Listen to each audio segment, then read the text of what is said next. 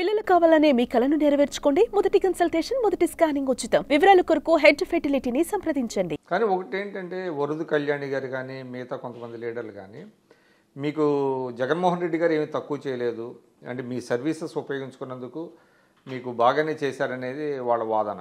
చాలామంది ఇప్పుడు మాట్లాడుతున్నారు, తెలుగుదేశం పార్టీ వెనుక శ్రేణులు కానీ పదవులు అనుభవించారు, ఇప్పుడు ఇక్కడ అధికారం ఉందని వస్తున్నారు, ఇవన్నీ కూడా మాట్లాడుతున్నారు, తెలిసి తెలియక మాట్లాడుతున్నారు. విక్రమ్ గారు మీరు అడిగారు కాబట్టి నేను చెప్పాలి. మహిళా కమిషన్ చైర్పర్సన్గా బాధ్యతలు తీసుకున్న తర్వాత వైఎస్ విజయమ్మ గారిని కలవడానికి వెళ్ళాను లోటస్ పండ్లో హైదరాబాద్లో. కలవడానికి వెళ్ళినప్పుడు ఆవిడ చాలా బాధతోటి చెప్పారు, అప్పుడే నువ్వు ఇది తీసుకోకుండా ఉండాల్సిందమ్మా అన్నారా. ఆవిడ ఈ మాటని చాలామంది దగ్గర కూడా అన్నారు. మహిళా కమిషన్ చైర్పర్సన్ తీసుకోకుండా ఉండాల్సింది పద్మ అమ్మ, అసలు నీకు ఎప్పుడు ఇవ్వాలి, నీకు సీట్ ఇస్తా అన్నారు, 2014 ముందు సీట్ ఇస్తా అన్నారు, ఆ తర్వాత మొదటి ఎమ్మెల్సీ అన్నారు, ఎన్ని ఎమ్మెల్సీలు పోయినాయి అందరినీ నేను అడిగాను, ఎన్నిసార్లు ఆమెకు అన్యాయం చేస్తారయ్యా అని చెప్పి నేను అడిగాను. చివరికి క్యాబినెట్ రోజు కూడా జగన్కి గుర్తు చేశాను, పద్మమ్మకి అన్యాయం చేయొద్దు, ఆమెను వదులుకోవద్దు అని చెప్పాను. ఇది ఆవిడ సూటిగా స్పష్టంగా మాట్లాడిన మాటలు. ఒక మాట నేను ఎక్కువగా చెప్పట్లేదు, తక్కువ చెప్పట్లేదు. విజయమ్మ గారి లెక్క అయినా నా లెక్క అయినా, విజయమ్మ గారు అప్పుడు గౌరవాధ్యక్షురాలుగా ఉన్నారు పార్టీకి, ఆమె సే ఉండేది కదా పార్టీ. అదే ఆవిడదేమి ఉండేది కాదండి. ఆవిడ ఉన్నదల్లా ఎప్పుడు జగన్మోహన్ రెడ్డి గారు జైల్లో ఉన్నంత వరకు, వీళ్ళు పార్టీకి అవసరమైనంత వరకు షర్మిల గారిది కానీ విజయమ్మ గారిది కానీ వాళ్ళది ప్రాధాన్యత ఉన్నది.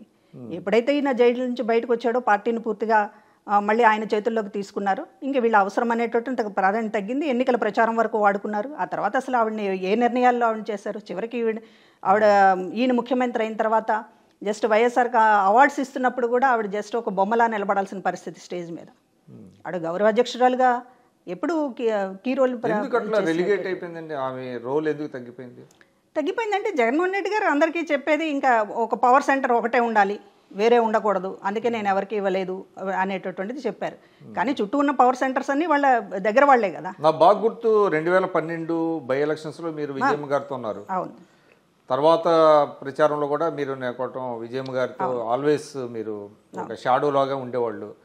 తర్వాత షర్మిల గారితో పాదయాత్రలో కూడా మీరు బాగా ఉన్నారు. మరి మీకోసం విజయమ్మ గారు చెప్పలేదా? అది చెప్పారు కదా. ఆవిడ ప్రతిసారి నేను అడిగాను, ఎమ్మెల్సీలు ప్రతిసారి నేను అడిగాను, ఎన్నిసార్లు ఆమెకు అన్యాయం చేస్తారయ్యా అని చెప్పి అందరినీ నిలదీశాను. చివరికి క్యాబినెట్ రోజు కూడా అడిగాను, పద్మమ్మను వదులుకోవద్దని చెప్పాను అనేది చెప్పి, ఇంకెందుకంటే నేను చేయగలిగింది లేదు అని ఆవిడ చెప్పింది. హెల్ప్లెస్ అనేటటువంటిది. ఏదైనా నీకు పోస్ట్ తీసుకోవడం అనేది, నాకు పోస్ట్ ఇస్తున్నప్పుడు నాకు ఆఫర్ చేసినప్పుడే అర్థమైంది, మహిళా కమిషన్ చైర్పర్సన్ అని అన్నారంటేనే పొలిటికల్గా నన్ను గొంతు నొక్కేసేటటువంటి ప్రయత్నం చేస్తున్నారు అనేది నాకు క్లియర్ అయ్యి నేను వద్దని చెప్పాను. ఐసోలేట్ చేయాలనేటటువంటి ప్రయత్నం. ఇప్పుడు మిగతా వాళ్ళందరూ మాట్లాడారు, పదవి ఇచ్చారు, మీకు ఏం తక్కువ చేశారు అనేటటువంటిది మాట్లాడుతున్నప్పుడు జగన్మోహన్ రెడ్డి గారి లెక్కలు అలాగే ఉంటాయి. కొంత చేసి చాలా చేశాననేటటువంటి ఒక బిల్డప్ ఇవ్వడం అనేటటువంటి ఆయన లెక్క, ఆయన లెక్క అది అవ్వచ్చు. అంటే మీకు హోదా, రాజ్యాంగ హోదా ఒకటి కల్పించి మీ వాయిస్ అంతే కదా. పొలిటికల్ ఇప్పుడు మనం ఎలాగొచ్చాం ఈ పార్టీలోకి మీకు కూడా తెలుసు. ప్రజారాజ్యం పార్టీ నుంచి ఒక లీడర్గా వచ్చాం ఈ పార్టీలోకి. లీడర్ని జీరో చేసిన తర్వాత మీరు ఏం పదవి ఇస్తే ఏంటి?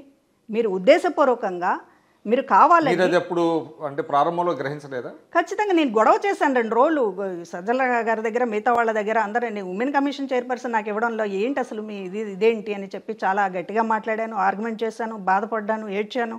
దీనికి సంబంధించినటువంటిది అంతా గొడవ చేస్తే చివరికి వాళ్ళు అన్నది ఏంటంటే, నువ్వు ఇది తీసుకోకపోతే రివర్స్ అవుతాడు జగన్మోహన్ రెడ్డి గారు, రివర్స్ అవుతాడని చెప్పి భయపెట్టి. కలవలేదా మీరు అప్పుడు? అపాయింట్మెంట్ లేవు కదా ఆ రోజే. ఎప్పుడైతే ఈయన ముఖ్యమంత్రి అయ్యారో తాడేపల్లి హౌస్ మొత్తం క్లోజ్ డోర్స్, ఎవరికి లేదు. వీళ్ళకే లేవు, చుట్టూ ఉన్న నలుగురికే వారం రోజులు అయింది లోపలికి వెళ్ళడానికి. అపాయింట్మెంట్లు ఏం లేవండి అప్పుడు ఆ రోజున కలవడానికి. వీళ్ళతో మాట్లాడాల్సిందే, ఏ గోడైనా వీళ్ళతో చెప్పుకోవాల్సిందే. కాబట్టి ఆ రోజు చాలా స్పష్టంగా జగన్మోహన్ రెడ్డి గారు తీసుకోకపోతే రివర్స్ అవుతాడని భయపెట్టి, సరే ఎందుకులే తలకాయ నొప్పి అనేటటువంటి దాంతో తీసుకున్న దగ్గర నుంచి కూడా అనేక సార్లు సంథింగ్ ఈజ్ బెటర్ దాన్ కూడా కాదు, నేను తొందరగానే నేను మళ్ళీ బయటపడతానని అనుకున్నాను. నేను మళ్ళీ ఆ పోస్ట్ తీసుకున్న దగ్గర నుంచి కూడా పార్టీకి ఉపయోగం లేదు, నాకు ఉపయోగం లేదు, రాజకీయంగా నా గొంతు నొక్కేశారని అందరి దగ్గర చెప్పాను, భారతి గారి దగ్గర చెప్పాను. నాకు ఎమ్మెల్సీ ఇవ్వండి నెక్స్ట్ అవకాశం ఏదన్నా ఒక అంటే ప్లాట్ ఏమైనా ఉందని అనుకుంటున్నారా మిమ్మల్ని అట్లాగా మహిళా కమిషన్ చైర్పర్సన్ ఇచ్చి? అంటే అపోజిషన్లో ఉన్నప్పుడు రాజకీయంగా నన్ను వాడుకోవడం అనేటటువంటిది చాలా అది అది అది అవసరం అని అనిపించింది. చంద్రబాబు గారి మీద పోరాడడానికి, సేమ్ ఒకే సామాజిక వర్గం నుంచి, వీళ్ళందులో కొంచెం గట్టిగా మాట్లాడతాను. మిగతా వాళ్ళలాగా లోపాయికారిగా నేను వ్యవహరించలేదు. ఎప్పుడైనా భవిష్యత్తులో చంద్రబాబు గారితో అవసరం ఉంటుంది అనేటటువంటి దాంతో ఏదో నేను మెతగ్గా వ్యవహరించలేదు. కాబట్టి ఇదంతా వాళ్ళు బాగా అడ్వాంటేజ్గా తీసుకున్నారు, బాగా ఉపయోగించుకున్నారు. ఎప్పుడైతే అధికారంలోకి వచ్చామో ఈ అవసరం లేదనుకున్నారు.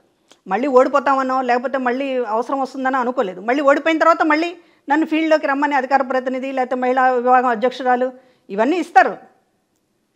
ఎందుకని మళ్ళీ పోరాడాలి కాబట్టి. అంటే పార్టీలోంచి బయటకు వచ్చిన తర్వాత కొన్ని సోషల్ మీడియా ట్రోల్స్ ఇవన్నీ జరిగినాయి. సరే, అదే అందరి విషయంలో జరుగుద్ది, అందులో లాజిక్ ఉంటుందని నేను అనుకోను. కానీ బట్ చాలా వరకు మీ దృష్టికి వచ్చే ఉంటుంది. అంటే మిమ్మల్ని కొంచెం ఫైనాన్షియల్గా స్టెబిలైజ్ చేయడం కోసమే మహిళా కమిషన్ చైర్పర్సన్ ఇచ్చారు ఆయన అనేది కూడా అంటున్నారు. అది ఫైనాన్షియల్గా స్టెబిలైజ్ చేయడానికి మహిళా కమిషన్ ఇవ్వడం ఇది ఏంటి అసలు? ఫైనాన్షియల్గా నేను స్టెబిలైజ్ చేయాలంటే 2014 ముందే నాకు 14 తర్వాత నాకు ఎమ్మెల్సీ ఇవ్వాలి.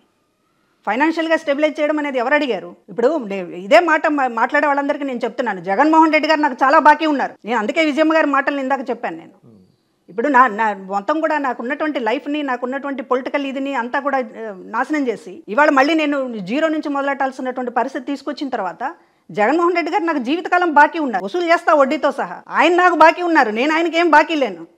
ఆయన ఓ పదవి ఇచ్చి దులుపుకున్నారు అనుకుంటున్నారు, అదే పెద్ద ప్రయోజనం చేసినట్లు. చాలా మంది అవ్వచ్చు, చాలా మందికి అదే జరిగింది. ఇప్పుడు ఎవరి అసంతృప్తులు వాళ్లకు ఉన్నాయి.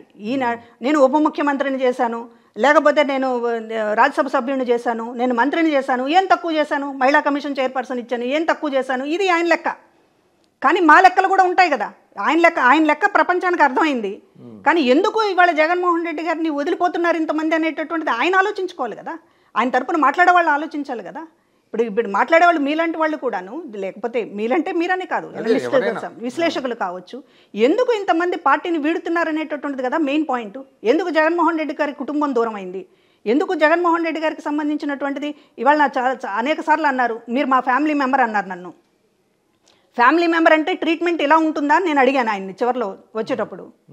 అంటే ఫ్యామిలీ మెంబర్ అంటే ఏంటి దాని అర్థం? అంటే ఫ్యామిలీ మెంబర్ లేకపోతే పద్మమ్మ తల్లి అనేటటువంటిది, దాంతో లేడీస్ని అట్లా తల్లి గిల్లి అనేస్తే వాళ్ళు కట్టుబడి ఉంటారు, కట్టుబానిసల్లా పనిచేస్తారు, అది సరిపోతుంది వాళ్ళకి అని అనుకుంటే అది ట్రీట్మెంట్, అది ఫ్యామిలీ మెంబర్ ట్రీట్మెంట్ అవ్వాలి కదా.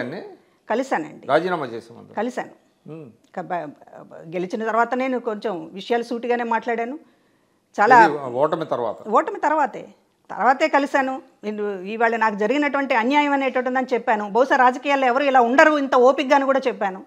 15 ఏళ్ల పాటు నేను ఉన్నాను అని అంటే ఇంతకంటే సహనం రాజకీయాల్లో ఎవరు చూపించరని కూడా చెప్పాను. ఫ్యామిలీ మెంబర్ అంటే అర్థం ఏంటని కూడా అడిగాను. ఏమి మౌనమే ఉన్నాయి. ఇంకా అక్కడ మిగతా వాళ్ళు కూడా ఉన్నారు. అందరి ముందు మాట్లాడాల్సినవి మాట్లాడాను. ఇంకా పూర్తిగా కాదు, మనసులో ఉన్నవన్నీ ఏమి మాట్లాడలేదండి. మనసులో ఉన్నవన్నీ మాట్లాడితే అది మర్యాదగానే మాట్లాడాను, కానీ సూటిగా మాట్లాడాను. నాలో ఉన్నటువంటి ఆగ్రహం నా ధర్మాగ్రహం, ఇది ఆయనకి అర్థమై ఉండాలి. అర్థం కాకపోతే అది కూడా ఒక నటన అని అనుకోవాలి. సుమన్ టీవీలో మీ పర్సనల్ అండ్ బిజినెస్ ప్రమోషన్స్ కోసం కింది నెంబర్కి కాంటాక్ట్ చేయండి.